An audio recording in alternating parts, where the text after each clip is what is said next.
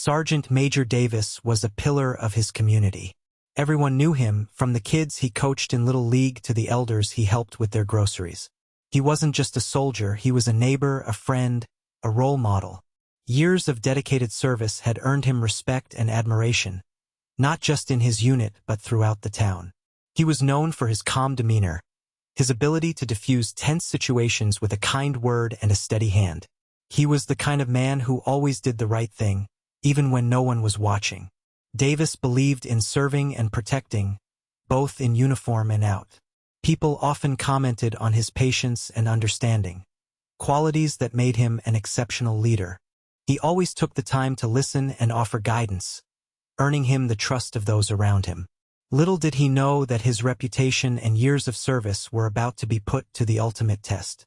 It was a Saturday afternoon, and Davis, still in his uniform after a morning ceremony, needed to pick up a few items from the local grocery store. He just needed milk and bread, a quick in-and-out trip. He appreciated being able to run errands in uniform. It was a reminder of his purpose and the values he stood for. He grabbed a basket and quickly found the milk. The bread was on the next aisle, so he turned the corner. He selected a loaf, placing it carefully in the basket next to the milk. As he headed toward the checkout, he noticed a new display of cookies that his daughter loved. He grabbed a package, thinking it would be a nice surprise for her. Little did he know this innocent act of kindness would set off a chain of events that would change his life forever. At the checkout, the young clerk, barely out of high school, scanned the milk and the bread. Davis reached for his wallet, ready to pay. The clerk bagged the items but seemed to hesitate. "Sir," she said, her voice slightly shaky, "did you scan those cookies?" Davis frowned, glancing at the basket. The cookies were still there, nestled beside the milk. He had been so focused on getting through the line quickly that he'd completely forgotten. "Oh, my mistake," he said, genuinely apologetic. "I'm so sorry. I completely missed them." He reached for the package to hand it to her. The clerk, however, didn't take the cookies. Her eyes narrowed slightly. "You need to pay for those," she stated, her tone accusatory.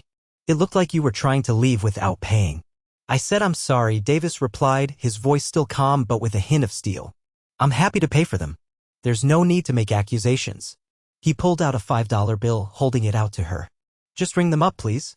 The clerk didn't take the money. Instead, she folded her arms and glared at him. "I'm going to have to call my manager," she announced, her voice rising. "I saw you. You were trying to steal them. People like you always try to get away with things." Davis felt a knot forming in his stomach. He couldn't believe what was happening. He was in uniform, a sergeant major, and she was treating him like a common thief. "That's not true," he said, trying to keep his voice level. "I made a mistake. Please, just take the money and let's move on." But the clerk was already reaching for the phone, her eyes fixed on him with suspicion and disdain. "I'm calling the police," she declared. Within minutes, 2 police officers arrived at the store. The clerk, seeing them, immediately pointed at Davis. "That's him, officer. He was trying to steal those cookies. I saw him."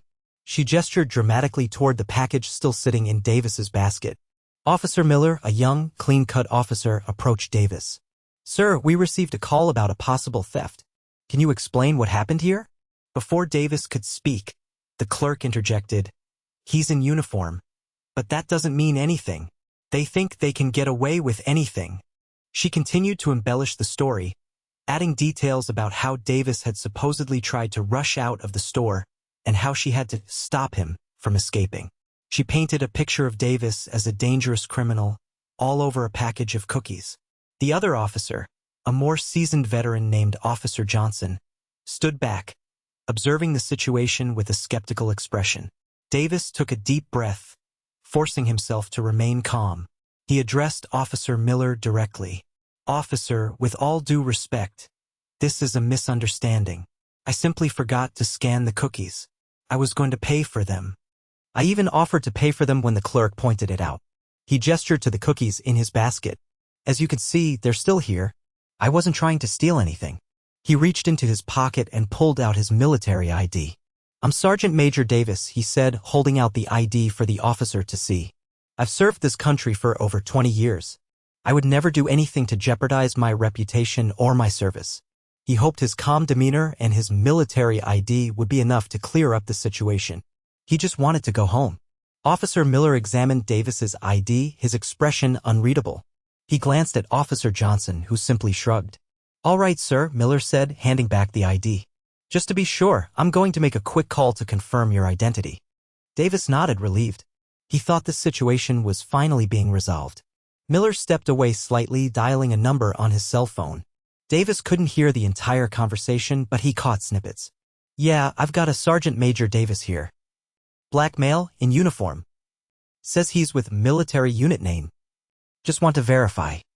The tone of his voice was casual, almost dismissive. There was a pause, and then Miller said, yeah, well, you know how they can be. Davis's heart sank. He knew what that meant. The call wasn't about verifying his identity, it was about confirming a preconceived notion.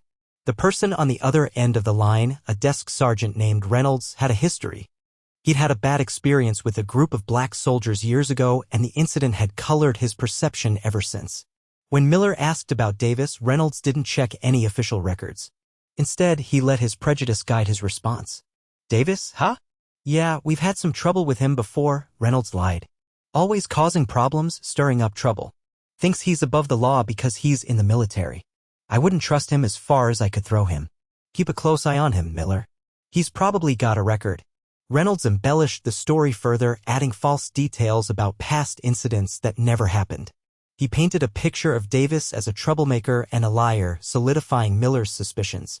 The seed of doubt had been planted, and it was growing quickly. Miller hung up the phone, his face now set with a grim expression. He walked back to Davis. Sergeant Major Davis, he said, his voice firm, I'm going to have to ask you to turn around and put your hands behind your back. Davis was stunned. What? What are you talking about? I haven't done anything wrong. He couldn't believe what he was hearing. Based on the information we received, we have reason to believe you're not being truthful with us, Miller replied, avoiding eye contact. But my ID. I'm a sergeant major. This is ridiculous. Davis protested, his voice rising in frustration. Officer Johnson stepped forward, placing a hand on Davis's arm. Sir, please comply. We don't want to have to use force. Despite Davis's protests and his clear identification, the officers moved to arrest him, all based on a prejudiced phone call and a package of unscanned cookies. The injustice of it all was overwhelming. With a swift motion, Officer Johnson placed handcuffs on Davis's wrists. The metal bit into his skin, a cold and humiliating sensation. The small grocery store suddenly felt enormous as all eyes turned to him. The clatter of the handcuffs echoed through the aisles, silencing the chatter of shoppers. Davis, a decorated sergeant major, was being arrested in broad daylight, in his uniform, for allegedly stealing a package of cookies. People stopped what they were doing, their faces a mixture of shock, confusion, and morbid curiosity. Whispers rippled through the crowd. What's going on? Is that Sergeant Major Davis? What did he do? The scene was chaotic and surreal, a nightmare unfolding in real time. Davis felt a burning shame wash over him as he was led toward the exit, a spectacle for everyone to witness. As Davis was led through the parking lot, a few voices rose above the murmur. Sergeant Major Davis? What's going on? Mrs. Henderson, whose grandson Davis coached in baseball, gasped. That's not right. He would never do anything like that. Mr. Johnson, a fellow veteran, stepped forward, his face etched with anger. What are you doing? He's a decorated soldier. This is an outrage. He tried to intervene, but Officer Johnson held him back. The crowd began to swell as more people recognized Davis. They knew him. They trusted him. They respected him. They couldn't believe he was being treated like a criminal. Their disbelief quickly turned to outrage, and they began to voice their protests. Let him go. This is wrong. He's innocent. The atmosphere was thick with tension, a volatile mix of anger and disbelief. The community was rallying behind Davis, their collective voice a challenge to the injustice they were witnessing. Despite the calm exterior he projected, a storm raged within Davis. He felt a burning anger at the injustice of it all, the casual disregard for his service and his reputation. He was humiliated, paraded through the store like a common criminal, his good name dragged through the mud. He felt betrayed by the system he had sworn to protect, a system that was now turning against him because of the color of his skin. He clenched his fists, fighting back the urge to lash out, to yell, to scream. But he knew that wouldn't help. He had to remain calm, to maintain his composure even as his world crumbled around him. He had to be strong, not just for himself, but for his family, for his community, for everyone who was watching. But beneath the surface, the pain was raw and intense, a deep wound that would take a long time to heal. In the back of the police car, Davis stared out the window, the familiar streets of his town now seeming alien and hostile. The handcuffs chafed against his wrists, a constant reminder of his current predicament. His mind raced, replaying the events of the past hour, trying to make sense of it all. He thought about his years of service, the sacrifices he had made, the dangers he had faced. He had fought for his country, for the ideals of freedom and justice, only to be treated like a criminal in his own community. The irony was bitter and inescapable. He was a soldier, a protector, and yet he was being accused of stealing a package of cookies. The absurdity of it all was almost comical if it weren't so deeply painful. He wondered what his fellow soldiers would think, what his family would say. The shame was overwhelming. At the police station, Davis was subjected to a series of indignities. He was fingerprinted, photographed, and forced to remove his belt and shoelaces. He was asked the same questions repeatedly, his answers met with skepticism and thinly veiled contempt. The process was dehumanizing, stripping him of his dignity and reducing him to a number in a system that seemed designed to grind him down. He stood in a small, sterile room wearing his uniform but feeling utterly exposed. The bureaucratic hurdles seemed endless, each form and procedure a reminder of his powerlessness. He tried to explain his situation to the booking officer, but his words seemed to fall on deaf ears. He was just another suspect, another case to be processed, his years of service and his reputation counting for nothing.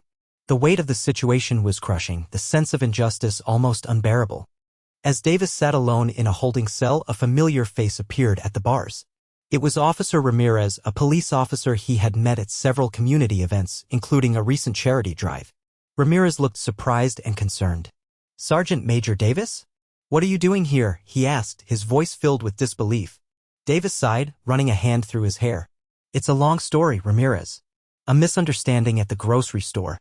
Ramirez frowned. "A misunderstanding? They arrested you for a misunderstanding? I know you, Davis. You're always helping out in the community. This doesn't make any sense." He turned to a nearby officer. "What's the charge?"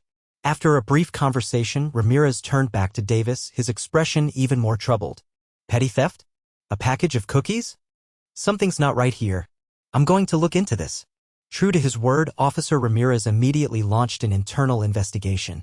He started by reviewing the incident report, noting the clerk's exaggerated claims and the lack of any evidence to support them.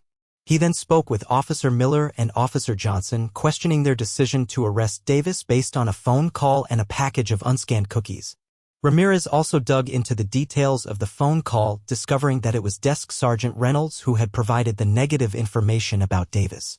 He knew Reynolds had a history of biased behavior and decided to delve deeper. He pulled Reynolds' personnel file and discovered a pattern of complaints and disciplinary actions related to his interactions with minority members of the community. The evidence was mounting, pointing to a clear case of racial profiling and abuse of power. After several long hours, Davis was finally released from custody. Officer Ramirez personally escorted him to the front of the station, offering a sincere apology on behalf of the department. "I'm so sorry this happened to you, Sergeant Major," Ramirez said, shaking his head. "We're going to make sure this never happens again." Davis simply nodded, too exhausted to speak. He was grateful for Ramirez's intervention, but the damage had already been done. As he walked out of the police station, he learned that, while he was being released, the charges were not immediately dropped. He would still have to appear in court to face the petty theft charge. The ordeal was far from over. The cloud of suspicion still hung over him, a constant reminder of the injustice he had suffered. Davis arrived home to a worried and confused family. His wife, Sarah, rushed to his side, embracing him tightly. "What happened?" We heard you were arrested," she exclaimed, her voice trembling. His daughter, Emily, looked at him with wide, questioning eyes. "Daddy, what's going on? Did you do something wrong?" Davis struggled to find the words to explain. How could he tell them that he had been arrested for stealing a package of cookies, that he had been humiliated and treated like a criminal because of the color of his skin? How could he explain the pain and the anger that were still churning inside him? He tried to reassure them, to downplay the situation, but he could see the fear and uncertainty in their eyes. The foundation of their peaceful life had been shaken, and he wasn't sure how to rebuild it. The next day, the news of Davis's arrest spread like wildfire through the community. People were outraged, and they weren't afraid to show it. Neighbors organized a protest outside the grocery store, carrying signs that read "Justice for Sergeant Major Davis" and "Stop Racial Profiling." Fellow service members from Davis's unit showed up in uniform, standing in solidarity with their comrade. Phone calls and emails poured in, offering support and expressing disbelief at what had happened. The local NAACP chapter got involved, vowing to fight for justice. Even the mayor issued a statement condemning the arrest and promising a full investigation. The community was united in its support for Davis, determined to clear his name and hold those responsible accountable. They wouldn't let this injustice stand. As the investigation deepened, the truth about Desk Sergeant Reynolds began to emerge. His personnel file revealed a history of complaints and disciplinary actions related to discriminatory behavior. Witnesses came forward, sharing stories of Reynolds's biased remarks and unfair treatment of minority members of the community. It became clear that his negative report about Davis wasn't an isolated incident, but rather part of a larger pattern of prejudice. The investigation also uncovered the details of the incident that had shaped Reynolds's negative view of black soldiers years ago. It was a complex situation involving misunderstandings and miscommunication, but Reynolds had allowed that one experience to cloud his judgment and fuel his biases. His actions had now caused irreparable harm to an innocent man and damaged the reputation of the police department. Based on the findings of the internal investigation, all charges against Sergeant Major Davis were immediately dropped. The police department issued a formal apology, acknowledging the injustice he had suffered and vowing to take steps to prevent similar incidents from happening in the future. Chief Thompson, the head of the police department, held a press conference, publicly apologizing to Davis and his family. "What happened to Sergeant Major Davis was unacceptable," he said. "It does not reflect the values of our department, and we are committed to ensuring that all members of our community are treated with respect and dignity." The apology was a small step towards healing, but it was a necessary one. The community needed to know that the police department was taking the matter seriously and was committed to addressing the issue of racial bias. Despite the apology and the dropped charges, Davis knew that his experience was not unique. He understood that racial profiling and police bias were systemic problems that needed to be addressed. He decided to use his platform to speak out, to share his story, and to call for meaningful change. At a community forum, Davis stood before a crowd of supporters, his voice filled with emotion. "What happened to me should never happen to anyone," he said.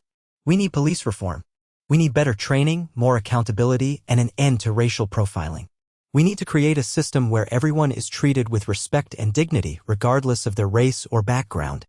He called for greater community involvement in policing, for increased transparency, and for a commitment to justice for all.